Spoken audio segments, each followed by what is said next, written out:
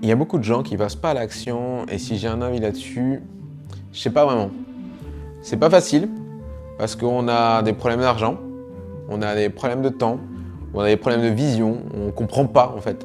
Moi, aujourd'hui, je comprends tout ce qu'on m'a dit avant. Et quand on me le disait, bah écoute Leandro, faut que tu passes à l'action. Rien que ce terme, je comprenais pas en fait.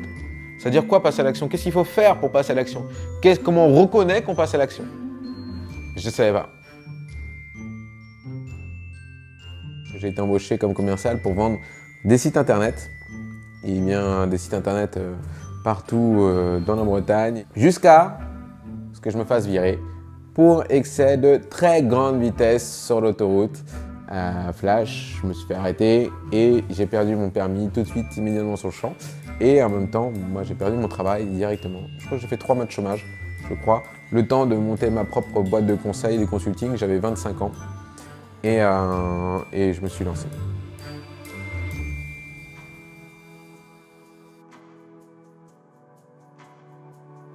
La raison pour laquelle j'ai monté la boîte de conseil, c'est parce que j'étais très bon consultant web, marketing et très bon consultant commercial. J'avais aussi, à l'extérieur de ça, beaucoup de gens qui me contactaient pour que je les aide à développer leur affaire. Et du coup, je me suis quand même dit, allez, je fonce. De toute façon, je suis tellement bon que ça va forcément marcher. Et ben, pas forcément. J'ai eu mes premiers clients, mais ça a été très très dur les premières années. C'était une période difficile, oui je pense, parce que Leandro il veut tout de suite et qu'il voulait que ça aille vite aussi, clairement. Il se cherchait, il a besoin de reconnaissance et qu'à cette époque-là il n'en avait pas. Et que ça lui suffisait pas. Ma motivation, elle était de pouvoir donner de l'argent à mes parents, donner de l'argent à ma femme, préparer l'avenir de mes enfants et de faire en sorte que toutes ces personnes-là aient de l'argent, que je sois là ou pas là en fait. Mon petit frère est décédé et je m'en suis toujours voulu qu'il n'ait pas eu l'argent pour pouvoir profiter de la vie tant qu'il en avait une. Et aujourd'hui, j'ai plusieurs sœurs au Brésil, parce que je suis brésilien, j'ai ma femme, j'ai ma fille, j'ai mes parents. Aujourd'hui, pour moi, tous ces gens-là ne doivent pas manquer d'argent.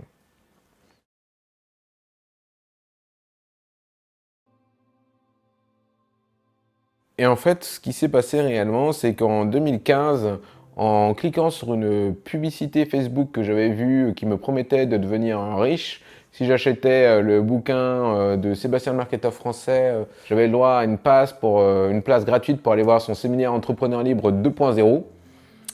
Donc je me suis dit que pour le prix d'un bouquin, je vais aller à un séminaire et je deviendrais peut-être riche. Je suis allé au séminaire et Sébastien avait proposé pas mal de ses produits lors de ce séminaire. Lui, les gens couraient pour aller les acheter.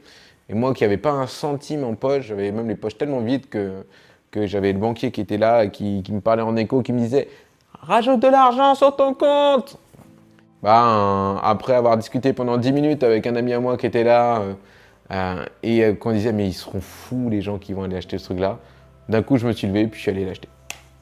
J'étais pleine de réserves, clairement, quand il en a parlé au départ aussi.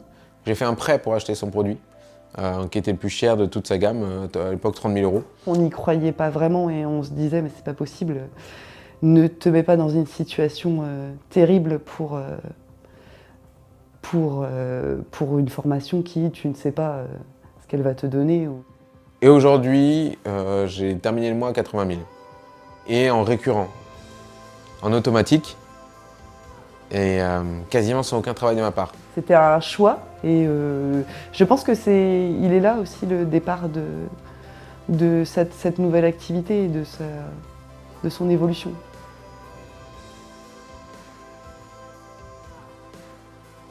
Je suis rentré dans le mastermind de Sébastien le marketeur.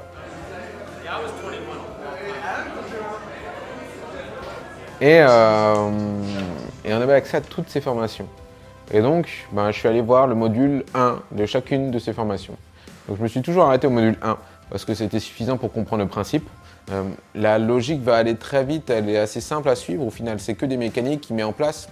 Et donc, j'ai mis en place. À chaque fois qu'on avait une formation avec Sébastien en présentiel, j'y allais. Je fais pas comme les gens, je reste pas dans la pièce sagement assis parce que il faut écouter ce qu'il dit. Non, moi, si je me déplace dans un événement, il faut que ce soit rentable. Et donc, pour rentabiliser les choses, il faut implémenter tout de suite les choses les plus pertinentes, les plus percutantes. Le maximum que je gagnais avant d'avoir connu Sébastien, c'était 60 000 euros dans l'année. Aujourd'hui, 60 000 euros, c'est mon chiffre le plus bas mensuel. Donc voilà la différence entre avant Sébastien et après Sébastien. Voilà.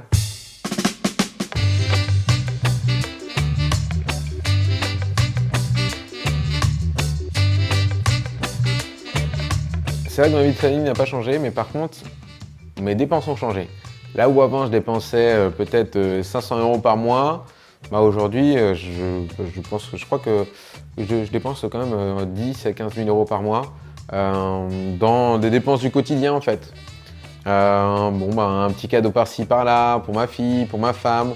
Le fait de permettre à ma femme de pouvoir prendre une journée ou deux de plus de congé dans son travail. J'ai une bibliothèque Ikea qui est aujourd'hui remplie que de BD, alors qu'avant elle était remplie que de livres d'entrepreneuriat. C'est vrai que je réfléchis plus à aucun coup en fait. Après bien sûr on travaille beaucoup, je travaille énormément.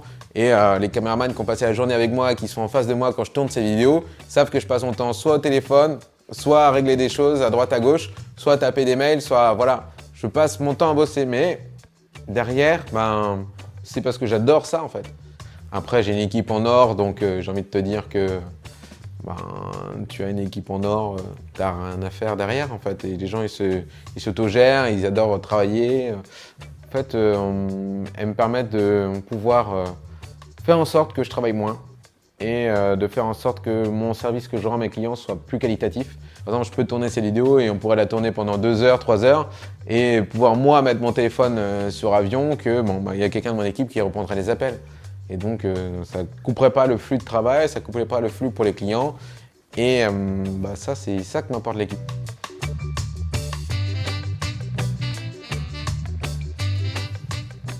T'as pas besoin de sourire aux gens si t'as pas envie de sourire aux gens. T'as pas besoin d'être sympa si t'as pas envie d'être sympa. Parce qu'en fait, tu cours après l'argent. Non, tu cours plus après l'argent, donc t'as envie d'être qui tu es, donc sois qui tu es en fait. J'écoutais un livre audio l'autre jour, je l'ai dans ma bibliothèque et la bibliothèque est tournée vers là et ça s'appelle Oversubscribed. Ce livre m'a explosé la tête. Et dans le Oversubscribed, il donne 12 conseils dès le début du livre. Et un des conseils, c'est les gens qui sont libres, les stars, ceux qui gagnent beaucoup d'argent, créer leur propre marché. C'est-à-dire que vous avez la masse et puis lui, il est tout seul à côté.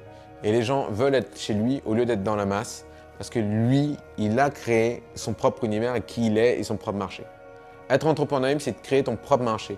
Mais oui, quelqu'un qui reste assis sur sa chaise et qui ne marche pas ira moins loin qu'un con qui marche. Donc quelqu'un qui reste assis dans sa chaise dans une pièce à écouter et à ne pas implémenter, ira moins loin qu'un gars qui fait chier tout le monde à rentrer et sortir, mais qui implémente en fait. Libre quoi, t'as plus de chaîne, tu fais ce que tu veux.